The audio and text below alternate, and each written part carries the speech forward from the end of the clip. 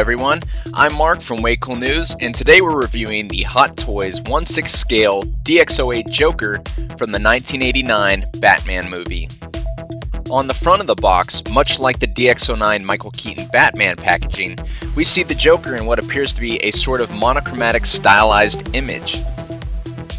We see a large image of the Joker's face with that iconic smile, as well as smaller images of Joker wearing his purple overcoat and a side shot of his face without the fedora. The back of the packaging is very basic and mostly consists of production information. The DX logo is featured at the top along with information in regards to producer and distributor, Hot Toys and Toy Hunters.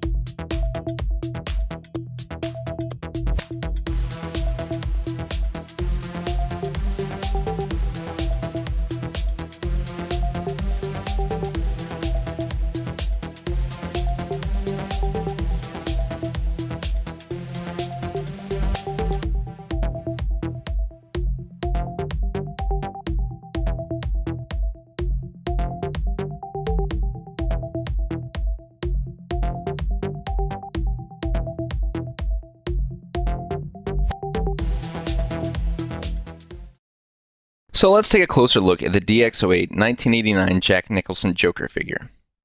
First off, I have to note that despite how largely fantastic this figure looks, mine has a small but very noticeable blemish. So I'll zoom in to give you a better look at that. There's a small amount of white face paint missing from the tip of his nose, which in turn reveals a tiny spot of the flesh tone paint that lies underneath. It's a small imperfection, but in a very noticeable spot. Otherwise, the sculpt on this figure is phenomenal. There's a terrific amount of detail in the face. Take a look at these wrinkles right here, these little crow's feet, as well as the creases in the forehead. The texturing of the skin looks great as well. It really gives it the impression that he's got this face paint or makeup caked onto the skin. If we take a look at the hair, you can really see the hair strokes. It really does look like he's been wearing his fedora as well. It looks like his hat pressed his hair into this way, and then you get these little wingtips off the tops of his ears. Now if we look at the back of the head, we get this little hairpiece which is removable, and that opens up the purse mechanism, patented obviously here by Hot Toys. Now it's held on by two magnets, one at the top and one at the bottom. And this joystick controls the mechanism, so you get this left to right, up, down, there we go. But when you move these about, be careful with it, because there have been times too that the joysticks break away from the eyes and then you get stuck in sort of a crazy looking pose with your eyes. Then it can kind of make the figure hard to use in some aspects. Now in terms of the paint application for the hair, it seems a tad bit darker than I remember from the film, but you can still make out the green. Now, what I love about the application of the white face paint is that it's not just one solid color across the board. You get this shading along the head near the hairline. And adding on to the minor details that bring realism to the figure, take a look at the flesh tone surrounding the eyelids. So that looks really realistic because obviously you can't get your face paint into your eyes. So I think that looks fantastic. Now one area where I could see a small amount of improvement though is in the eyebrows. I wish they were just a smidge bit bigger. This looks a little too thin for me and has a very penciled on look instead. However, overall, you can't dismiss the strong points on this head sculpt. It is easily recognizable as Jack Nicholson, and I think Hot Toys pulled it off very well. Moving forward into the clothing now, Let's get a quick scan. Hot Toys does a very commendable job at more minor things like buttons. Look at those buttons throughout here, along the cuff, on the back side.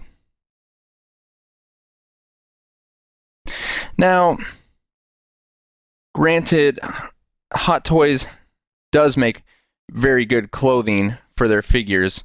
There are some better skilled customizers out there doing it better, but you have to stop and think Hot Toys is producing some quality clothing as well in mass production on a larger scale. So tying in clothing to other accessories, the sculpting in the hands is very well done too. It realistically emulates stitchwork in a very convincing way here. And these gloves probably could be mistaken for real slip-on leather ones. I especially love the piece here where the glove, the inside lining looks like it's folded over. The shoes don't seem to be overly detailed.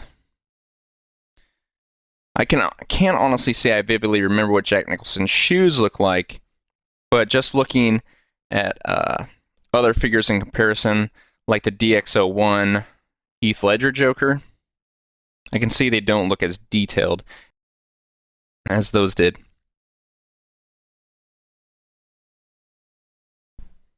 So in terms of detail, they seem a little simple or lackluster, but regardless, those shoes still do the job. The figure comes clothed in this orange dress shirt. Now, some people have complained and said the shirt's not tailored right, but truthfully, it's the bodysuit underneath that gives it this sort of concave look at the top here. The bodysuit ends right there near the neckline, so that's what's doing it. You also get this green turquoise vest, and the turquoise also goes throughout to the tie with the polka dot pattern. The next two pieces of clothing have kind of been subject of judgment by many. Firstly, the pattern of the pants. Take a look at that. The pattern isn't exactly as the one we've seen in the film. Instead, it's a similar representation. Often people demand it to be the genuine article given the price tag on these figures, but I can't honestly complain too much. I understand that the pattern isn't exact, but I would have only really learned or thought about that if someone had complained about it to me.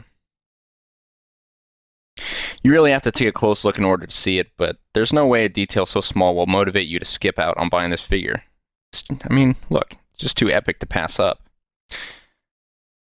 So let's take a look at the other article of clothing in question, this fedora. Now, a lot of people are upset with the size of the brim on the hat, but for me it's no reason to be up in arms. To me it's a minor detail that doesn't completely detract from the quality of the figure. On a side note though, there might potentially be some dust for this sort of material. It's like this fuzzy microfiber sort of material, and I think that it could end up being a dust magnet. But if you have it in deep tall shelf or something like that, shouldn't be too large of a worry. But just to be on the safe side, be wary of that. So let's take a look at the articulation real quick. The head goes back and forward and go a little left to right, can rotate. At the shoulder, you can do a back and forth and a rotate, but it's a little hard with the clothing. At the elbow, you can bend. The wrist, you can rotate. Same on the other side. Now you get a bend here at the waist. It feels like there's sort of an ab crunch underneath this bodysuit, but the bodysuit does hinder it. At the top of the leg here, you get like a forward, backward, left, right. Do all sorts of things with that. These knees bend forward and backward. One thing I have to know about these knees is they do seem a little weak. They seem like the joints are a little loose, so if you're propping your figure up, be careful that he doesn't fall backwards. At the ankle, we get a full rotate, up and down, a little bit of an ankle pivot. So in closing, I have to say that I'm very impressed with this figure. In terms of sculpt, paint apps, clothing, and the additional accessories, I have to say that I am very pleased. I can't honestly say that I could have passed this figure up without at least kicking myself for a long time following. This is sure to be one piece of my collection that is sure to go on an eye-level shelf. Overall, despite some minor flaws, I feel Hot Toys has done an exceptional job at recreating an authentic likeness of Jack Nicholson as the Joker. Some of the more outstanding work was done in the head. The facial expression with those prominent creases around the mouth, along with that teeth-baring grin, are Nicholson to a T. The texturing of the face really raises the bar and helps simulate skin-clad and face paint or cakey makeup. However, there are a few areas that need some minor adjustments in my opinion. The eyebrows could be thickened a tad, and I would like to see the hair just a bit more of a bright green. The sculpt of the hair looks perfect when wearing the fedora, but that's the thing. Without the fedora, the hair looks just a little odd. I don't recall him having this look in the film, and I would have personally preferred a head sculpt that looked more natural without the hat. Looking at the body, I can only wish for a few things. The bodysuit seems just a bit on the shallow side in some areas. One particularly noticeable area is that neckline. This small concave area becomes even more noticeable when using the neck articulation. Like previously mentioned in my hands-on review, I think Hot Toys does a great job not overlooking the smaller details in clothing. Things like buttons and even the sizing of the clothing are done well. But in all fairness, there are some things you need to be wary of. After removing my Joker figure from the packaging, I noticed a few loose strings in the tuxedo jacket. I snipped them and didn't think more of it. After doing a small amount of investigation, it appears that the stitching on the jacket has become a much larger issue. It appears that more than a few people have spotted poor stitching or unraveling near the shoulder on their tuxedo jacket. I haven't seen any more developing problems with the stitching on my jacket, but it is something to take in consideration.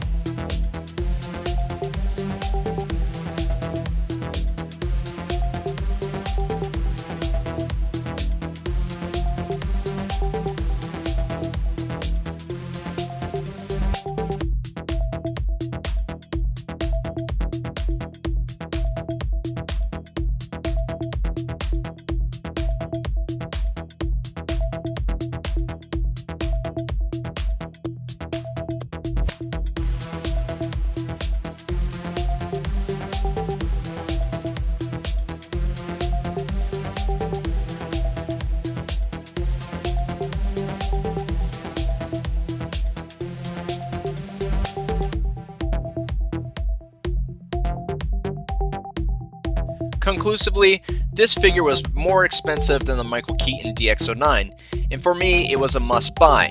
My 1989 Michael Keaton Batman just wouldn't have looked right without the Joker sitting opposite from him. Given the amount of the detail and the scarcity of any other Jack Nicholson Joker that is even comparable to this one, I say this one is a winner. Until next time, I'm Mark, and this has been another Way Cool review.